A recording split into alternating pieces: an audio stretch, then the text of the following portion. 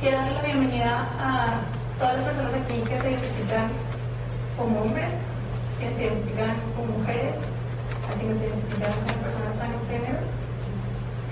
Quiero dar la bienvenida a todas las personas que se identifican como personas con discapacidad psicosocial o de otro tipo, a las personas que no, y a las personas que tal vez se consideran aliadas de las personas con discapacidad. A todas las personas que son de Bogotá y tal vez personas que eran de otras partes. ¿Hay personas de otras partes? Sí. ¿De dónde? Bucaramanga.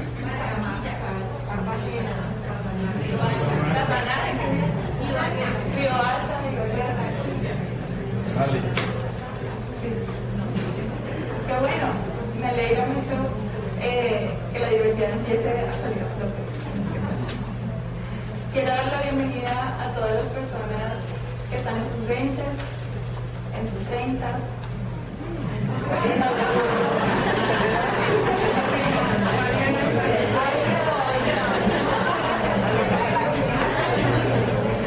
No, claramente, hasta las personas nonagenarias y de 100 años también son bienvenidos a esos eventos. Además de que teníamos una persona menor, una niña ayudándonos también con la logística. No es trabajo infantil, de vinculación laboral.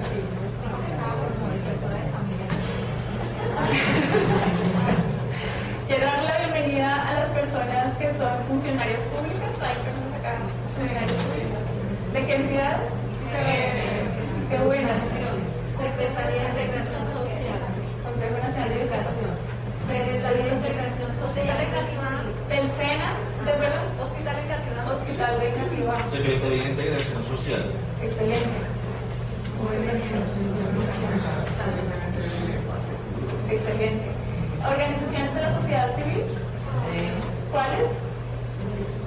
Derechos humanos. Colectivos de tránsito. Colectivos de tránsito.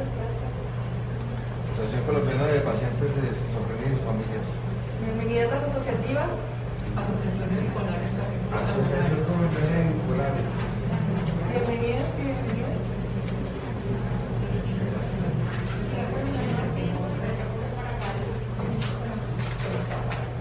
Perfecto. Señores de Equidad. Me alegra mucho que traigan a este cuarto tantos saberes desde diferentes puntos. Y muy probablemente todas las personas que estamos aquí hemos tenido interacción con el sistema de salud del país, que puede haber sido amable, no amable, más o menos. Un poco lo que nos convoca hoy es abrir este diálogo. Más tarde nos va a acompañar la representante Alba Luz Pinilla, que es autora del proyecto que actualmente cursa en el Congreso sobre salud mental, la ley de salud mental. Ella va a presentar el proyecto y posteriormente yo voy a hacer unos pequeños comentarios.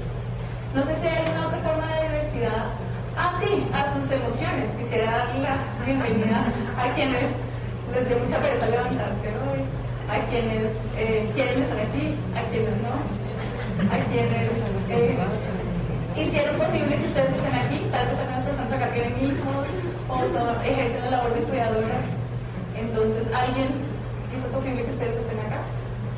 Y además quiero darle la bienvenida a todas las personas que nos están acompañando en línea, que no solo serán en el otro salón, sino personas que tal vez no pudieron movilizarse hasta acá por temas de accesibilidad, o personas que simplemente les queda más fácil acceder a este evento en línea. Entonces quisiera también traer su presencia y sus saberes a este salón.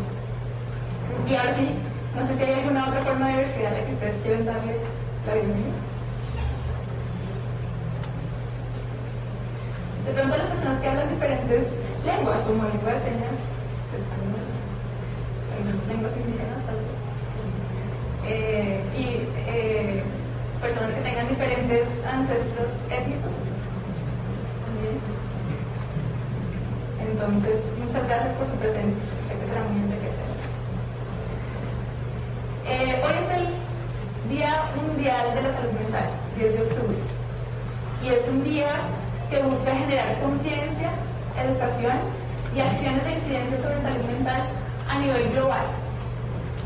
Se celebró por primera vez en 1992 por iniciativa de la Federación Mundial de la Salud Mental. Es una organización internacional con miembros y alianzas en más de 150 países. Y el tema de este año es la depresión, una crisis global. Se celebra en más de 100 países el día de hoy. Y nosotros estamos celebrándolo a la altura.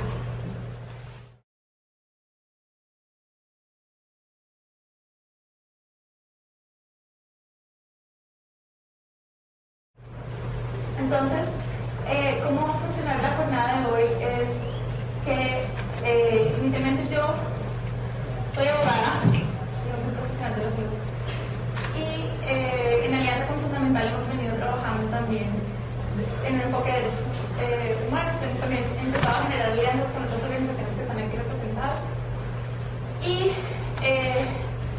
quisiera enmarcar un poco la trayectoria de Peter y el trabajo que hace Fundamental en las obligaciones legales que hoy en día tienen todas las entidades públicas en Colombia y que adquirió el Estado colombiano con la Convención de Derechos de Personas con Discapacidad, que su ratificación fue en mayo de 2011.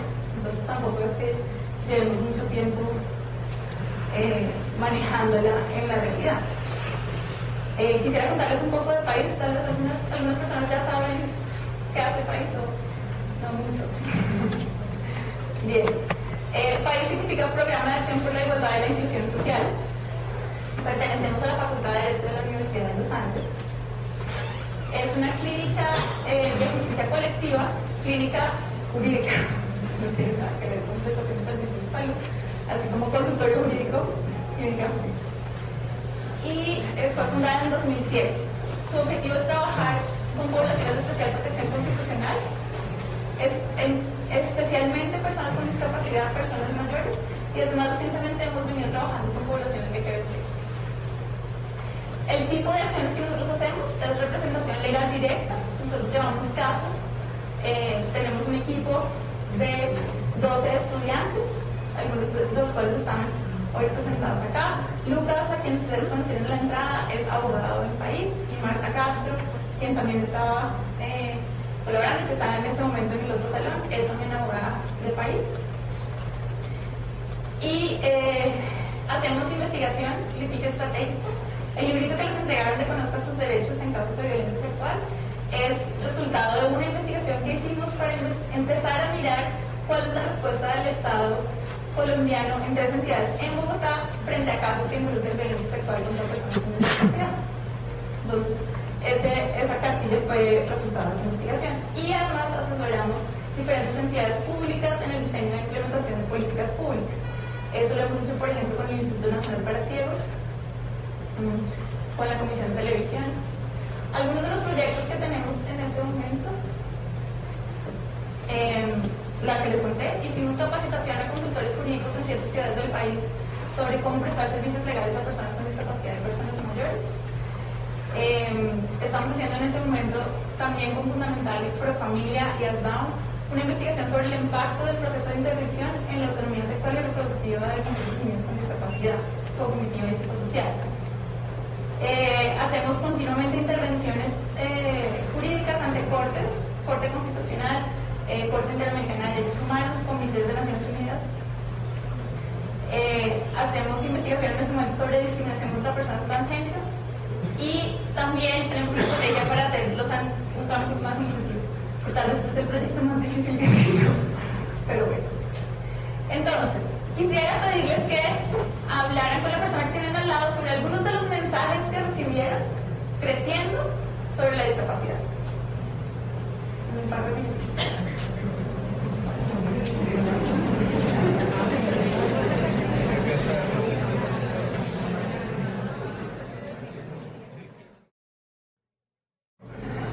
Bueno, muchas gracias, porque la verdad es que no tengo que decirles nada nuevo. ¿Cuáles han sido los diferentes modelos? Y todo lo que ustedes han dicho refleja sobre todo estos dos. Entonces, el modelo de prescindencia atribuye la discapacidad alguna razón religiosa, sobrenatural, un castigo, ¿sí? Como uno que piensa de una señora que tiene un hijo con discapacidad. Jamás quisiera estar en ese lugar. Pobrecito. En fin. La respuesta social es eliminarla de la vida social. Eso en el medioevo significaba asesinato. Hoy significa segregación completa, institucionalización, marginación social completa. Excluir a las personas con discapacidad de cualquier participación de la vida en comunidad. Hoy en día en Colombia existen cientos de personas institucionalizadas, sobre todo con discapacidad cognitiva y psicosocial. ¿Sí? Y es algo que se entiende como normal, como beneficioso, como necesario, etc. Entonces, porque se entiende que las personas con discapacidad, como alguien dijo, no aportan a la sociedad, son inútiles, se piensan en su déficit. La máxima respuesta es la caridad. O sea, si los vamos a tener, entonces pobrecitos, llevémosles cosas, démosles comida, pero tengámoslos ahí. La respuesta legal, porque además estas visiones, estos mensajes que ustedes identificaron con los que uno crece, atraviesan completamente las políticas públicas, atraviesan el derecho, atraviesan las normas aplicadas en diferentes áreas de la vida. Entonces la respuesta legal es la negación de la ciudadanía. Ahora, lo que es importante entender es que la interacción, para muchas personas con discapacidad, la interacción con el sistema de salud es absolutamente necesaria, beneficiosa en todas las circunstancias y demás. Lo que es importante entender es que nosotros no estamos hablando desde un punto de vista médico, porque en general se anula la posibilidad de ejercer autonomía plena. Y la respuesta legal, de nuevo, y en eso sí en Colombia estamos completamente metidos en este modelo, hay algunos coqueteos con el modelo social de discapacidad. Pero en general, las personas con discapacidad tienen que tener una certificación de que tienen una discapacidad. Una persona experta tiene que decir que tiene una discapacidad, que es médico, claramente. Tal vez algunas personas aquí hayan tenido que sufrir el proceso de calificación de invalidez. Entonces es una junta que define qué porcentaje de discapacidad tengo, que además es un sistema diseñado para medir la pérdida de la capacidad laboral, no la discapacidad, pero en este momento está completamente unido. Así sea una discapacidad congénita, igual se aplica ese sistema. Y se niega la capacidad jurídica, pero con una visión proteccionista. Entonces la ley 1306, que es la que tenemos hoy, reconoce la intervención como una medida de restitución de derechos. Entonces, yo sustraigo la capacidad legal para proteger a alguien. La misma lógica de yo institucionalizo a alguien para protegerme de sí mismo, básicamente. Y sobre todo en temas de salud mental es cuando viene todo el discurso de peligrosidad. Si ustedes miran el lenguaje de la ley 1306, es como se puede institucionalizar básicamente a alguien que amenace la paz. O sea, cualquier cosa.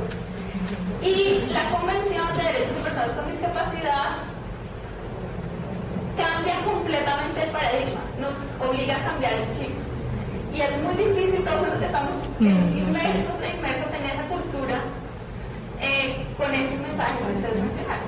Es muy difícil como cambiar la manera de entender. Pero eso es a lo que nos invita la Convención, y ya que Colombia la ratificó, es la obligación que tenemos. Entonces, la discapacidad se entiende como una manifestación de la diversidad humana, como una categoría social, no es algo deficitario. ¿Sí? Las personas con discapacidad se han descrito históricamente sobre lo que no pueden hacer. Entonces, si uno piensa bajo este modelo, por ejemplo, estrategias de certificación de la discapacidad, pues sería lo mismo que certificar la raza o la orientación sexual. ¿Sí? Tienen que contar con su certificado. Soy lesbiana, porque un médico dijo que sí. ¿Sí? O soy afro-colombiano, porque un médico dijo que lo es. Es exactamente lo mismo. Pero como hemos estado en estos modelos históricos, nos parece normal que un médico pueda decirle a alguien que tiene discapacidad. ¿Sí? Porque está además con una interacción muy profunda con el sistema de salud. Entonces, el diagnóstico reemplaza la identidad. Y lo otro es que, bajo el modelo social, la discapacidad no está en la persona. La discapacidad resulta de la interacción entre entre una limitación funcional y el entorno, las barreras en el entorno. ¿Eso qué significa? Que si las barreras en el entorno desaparecen, desaparece la discapacidad. Si yo soy una persona ciega, pero en toda mi vida puedo acceder a todos los lugares, o una persona en silla de ruedas, puedo acceder a todos los lugares, todos los sitios me indican dónde estar, puedo usar el transporte público, puedo tomar decisiones sobre lo que quiero hacer en la vida, pues ya eso no es un factor relevante. Se vuelve como tener gafas, porque es la sociedad la que nos está mandando el mensaje. Usted no puede entrar acá, usted no puede leer esto, usted no puede ver tales programas, usted no puede ir al cine, no puede ir al mercado, etc. ¿Sí? Entonces, bajo el modelo social lo que nos interesa es la interacción con las barreras. La limitación funcional tal vez nunca desaparezca. Tal vez yo siempre sea una persona con discapacidad cognitiva, o pues sí, el síndrome de Down no cambia en el ciclo vital. Pero si yo puedo acceder a la educación, si puedo acceder a la justicia, si puedo tomar decisiones sobre mi vida en igualdad de condiciones, que no significa en exactamente los mismos términos, sino en términos de igualdad, entonces la discapacidad deja de ser un factor. Y la respuesta legal bajo este modelo, que es lo que materializa la convención, es un reconocimiento pleno de la ciudadanía, una promoción de la autonomía y toma de decisiones por apoyo. Entonces no significa simplemente lanzar al mundo a las personas que nunca pueden tomar decisiones, sino generar esquemas que permitan determinar la voluntad y preferencias de las personas. Hasta el momento, la capacidad de una persona se mide según su funcionalidad, según su razonabilidad. Entonces, se mide qué tan razonable es la persona, que es una visión normalizante. ¿Sí? Si puedes decir, expresar, escoger las cosas como yo, entonces ¿qué es capaz? Como desconocemos todas las múltiples maneras de comunicación y de expresión de la voluntad y los deseos. El principio es que todas las personas con o sin discapacidad tienen voluntad y deseos. No todas aprendemos de la misma manera, no todas vemos el mundo de la misma manera, pero eso no debe ser la razón por la que se sustrae jurídicamente la capacidad de una persona. ¿Sí? Y entonces el modelo de presidencia y médico rehabilitador se concentran en la persona, mientras que el modelo social se concentra en las barreras que hay en el mundo. Entonces, la convención fue ratificada por Colombia del año pasado, tiene el mismo nivel de la Constitución. Eso significa que todas las leyes, normas, políticas y prácticas por parte de agentes del Estado, que pueden incluir personas privadas, por ejemplo, universidades o colegios que cumplen una función pública, hospitales, etc., deben ajustar en sus prácticas y políticas a la Convención. Tiene varios conceptos clave que son muy relevantes y sirven para el conocimiento ahora. No es discriminación por motivos de discapacidad, que es cualquier exclusión que tenga el propósito o efecto. ¿Sí? Como muchas ustedes mencionaron, en la discapacidad casi siempre se maneja la lástima. A diferencia del racismo o la homofobia, lo que motiva la discriminación no es el odio, es el pesar. Y eso es muy difícil de visibilizar, porque, como así, pero si yo soy bueno, ¿cómo va a decirse que estoy discriminando? ¿Sí? No le encaja a uno. Pero el efecto puede ser discriminatorio, así la intención no haya sido discriminatoria. Y eso constituye discriminación. Y lo otro es por motivos de discapacidad. No implica que sea únicamente cometida contra personas con discapacidad, sino puede ser a una mamá que la discriminan por tener un hijo con discapacidad, que le echan el trabajo. Las personas que han tenido experiencias en salud mental son personas excluidas de la conversación sobre su propia vida, porque es el loco, no puede decidir, ¿sí? no puede tomar decisiones porque está loco. Entonces se anula cualquier posibilidad de expresión de autonomía. Y lo cierto es que todas las personas queremos ser reconocidas como seres humanos con valor para la sociedad y libres. Eso digamos que no es nada revolucionario en principio, pero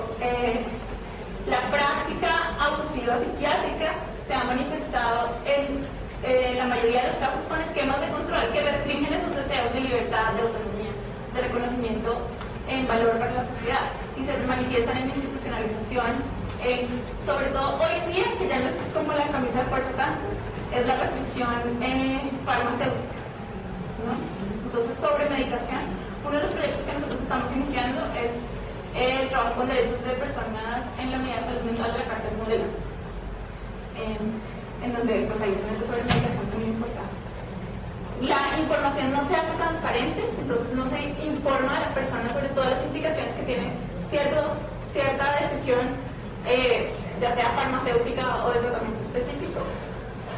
Entonces, por ejemplo, personas que hayan consentido en algún momento, el caso de una mujer consintió de electroshock, pero nunca le dijeron las posibles consecuencias de pérdida de memoria. Y efectivamente perdió una parte importante de su memoria para trabajar. Y prácticas violentas como la restricción física, la institucionalización, choques eléctricos sobre medicación, en muchos casos esterilización forzada. Entonces, y esto ocurre todo el tiempo. Disability Rights International es una organización que les recomiendo que conozcan. Tiene una página de internet, está entre las dos fotos. Esas dos fotos son textos de ellos, una en Argentina y otra en México, en donde han investigado cuáles son las condiciones de las personas que están en instituciones psiquiátricas en estos países. No sé si sabían, en Cibaté, que es en donde más se recluyen personas, tienen un ala de mujeres voraces. ¿Eso qué diagnóstico de qué tipo, qué clasificación humana es eso? No lo sé. Seguramente es porque no me han cogido a mí, pero no, pues es como una clasificación de personas. Entonces, hoy en día, el Comité de Derechos Humanos de Naciones Unidas sobre la Convención tiene claro que este tipo de prácticas constituyen tortura bajo el derecho internacional.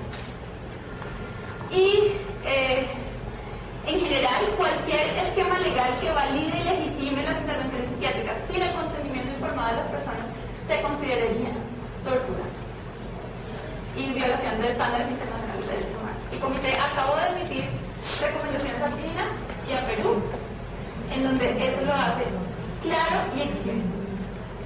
Los efectos inmediatos de la restricción psiquiátrica son el miedo, el terror, la sensación de control mental externo, disociación, muchas veces amnesia, agitación, fracturas y daños corporales por la misma restricción que se ocurre. En muchos casos la muerte. A mediano y a largo plazo puede generar múltiples formas de discapacidad. Y a mediano plazo muchos cuadros de ansiedad, exacerbación de impactos en la salud mental ocasionados por la práctica psiquiátrica, no por una condición preexistente. Y todo esto se etiqueta como tratamiento. ¿Sí? Es muy importante que tengamos perspectiva de que esto ocurre en este campo. Esto no sería viable en ningún otro espacio. En ningún otro espacio llamarían tratamiento este tipo de prácticas. Entonces, es importante que tengamos esta perspectiva. Lo importante desde el momento histórico en el que estamos es que esto ya tiene cierta visibilidad en el marco internacional de derechos humanos y la Oficina del Alto Comisionado de Derechos Humanos ha reconocido esto como violaciones de derechos humanos, la restricción sin consentimiento. Y es importante hoy en día que lo que hagamos sea reconocer el daño que se ha causado y empecemos a pensar en cuáles son las reparaciones y cómo cambiamos esa cultura que legitima este tipo de prácticas. Recomiendo que miren un informe de la Oficina del Alto Comisionado de Derechos Humanos de las Naciones Unidas. Quien quiera, pues mi tarjeta para eso los puedo enviar también. Y es fundamental que removamos los elementos coercitivos de la práctica psiquiátrica. Se necesita una práctica que se concentre en la persona, que sea centrada completamente en la persona, en las decisiones, más narrativa que diagnóstica. ¿Sí? Porque una tercera persona va a tener el poder de decir exactamente lo que es mi vida o cómo debe ser. Dirigida a superar los traumas y centrarse en el ejercicio pleno de la autonomía. Este es un extracto de la ley 1306, en donde es un ejemplo de algunos de las porciones más vagas y como abstractas que tiene. Entonces, Dice que una persona natural tiene discapacidad mental cuando padece limitaciones psíquicas o de comportamiento que no le permite comprender el alcance de sus actos, de nuevo una visión funcional y racional, o asumen riesgos excesivos o innecesarios en el manejo de su patrimonio. Quien no haya asumido riesgos innecesarios en su patrimonio, aquí por favor levante la mano.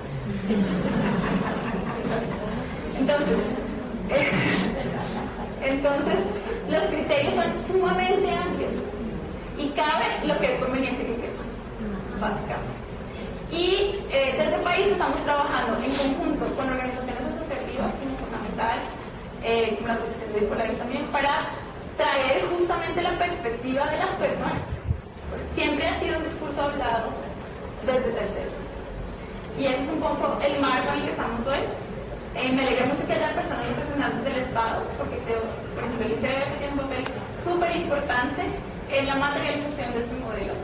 El ICBF ya tiene un programa de discapacidad con menores que es un AFAS, y entonces es muy importante que este modelo empiece a integrarse en el tipo de servicios y acciones de inclusión que toma el Estado para garantizar la participación plena en la sociedad de las personas.